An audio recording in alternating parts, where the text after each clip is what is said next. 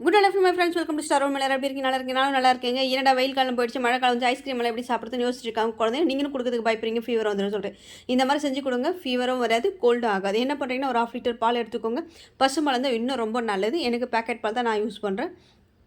அந்த பால் காய்ச்சிட்ருக்கோம். அது பால் காயறதுக்கு முன்னாடி என்ன பண்ணுறீங்க, இந்த ஐடியா இருந்துச்சு நம்மளுக்கு செய்யணும்னு, ஒரு 50 கிராம் முந்திரி, 50 கிராம் பாதாம் எடுத்துக்கங்க. எனக்கு நல்லா ரிச் வேணுன்றதுக்கு நான் 50 கிராம் கம்மியாக கூட நீங்கள் எடுத்துக்கலாம்.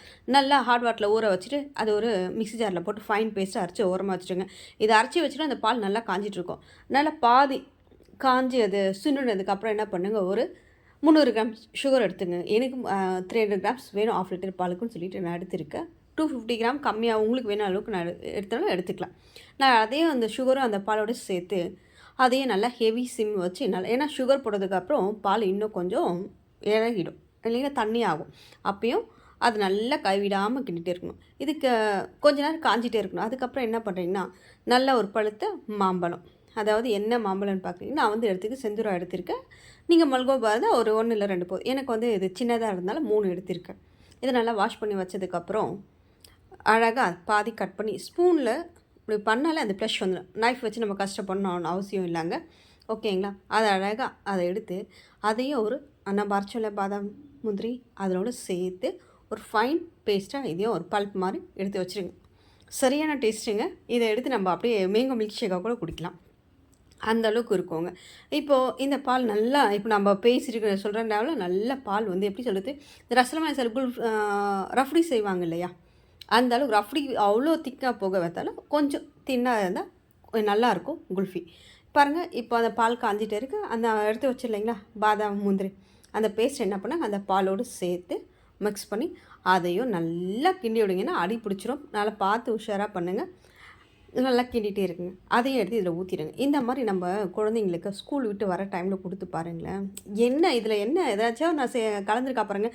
நல்ல பால், பாதாம், முந்திரி, நல்ல ஒரு மாம்பழம். இது என்னோட டேஸ்ட்டுக்காக மாம்பழம். அப்படியே நீங்கள் மாம்பழம் இல்லை அப்படியே வச்சுட்டு நல்ல ஒரு குல்ஃபி, மலாய் குல்ஃபி நம்மளுக்கு கரெக்டாக கிடைக்குங்க. நான் எனக்கு கொஞ்சம் டிஃப்ரெண்ட்டாக இருக்குன்னு நான் மேங்கோ ஆட் பண்ணியிருக்கேன் வீட்டில் இருந்ததுனால. இப்போ அந்த பால் நல்லா காஞ்சி அதுக்கப்புறம் எடுத்து ஓரமாக வச்சுருங்க. அது ஆறிட்டே இருக்கட்டும். அது சூடு அந்த அதை சொல்லுவாங்க இல்லையா, ஒரு மிதமான சூடு. அப்போ என்ன பண்ணுங்கள், ஒரு 3 ஏலக்காய் எடுத்து தட்டி அதனோடு நான் போட்டேன். முதலையும் போடல, நான் இப்போ தான் போட்டேன். ஓகேங்களா? அதுவும் கொஞ்சம் அப்படியே இருக்கட்டும். அதுக்கப்புறம் கொஞ்சமாக பாதாம் முந்திரி துருவி வச்சுக்கோங்க. கட் பண்ணி வச்சுனா பரவாயில்ல. அதையும் அதனோடைய சேர்த்து நல்லா கிண்டுங்க. பாருங்கள், அந்த நான் ஸ்டவ் ஆஃப் பண்ணாலும் அந்த சூடு இருக்குது. அப்போ அதை போட்டு அதையும் நல்லா கிண்டுங்க. இன்னும் திக்காயிடும். ஆறுனதுக்கு அப்புறமா நான் எப்பயும் சொல்கிறேன், நல்ல பால் அது ஆறுனதுக்கு அப்புறமா அந்த மேங்கோ இதுவும் இருக்குது இல்லைங்களா பல்ப்பு, அதையும் அதோடு சேர்த்து நல்லா மிக்ஸ் பண்ணுங்கள். அது நல்லா ஆறுனதுக்கப்புறம் அதுவும் ஒரு கிளாஸில் எடுத்து ஊற்றி, சில்வர் ஃபாயில் பேப்பர் தான் பரவாயில்ல, இல்லைனாலும் நான் பிளாஸ்டிக் கவரை வச்சுட்டு மேலே மட்டும் ஒரு ரப்பர் பேண்ட் போட்டு ஐஸ் ஸ்டிக் எடுத்து உள்ளே வச்சுட்டேன். ஃப்ரீசரில் மார்னிங் ஒரு 10 o'clock வச்சு ஈவினிங் நம்ம குழந்தைங்க வந்துடுவாங்களே 4:30, 5 o'clock, அப்போ ஐஸ் எடுத்து சாப்பிடலாம். பாருங்கள், வச்சுட்டேன். கொஞ்சம் மீதி இருந்தாலும் நான் ஐஸ்கிரீம் பாக்ஸில் அதையும் ஊற்றி அதையும் ஃப்ரீசரில் வச்சுட்டாங்க. ஓகேங்களா? ரெடி ஆகிட்டு ஐஸ்கிரீம். ஈவினிங் பாருங்கள் எப்படி இருக்குன்ட்டு.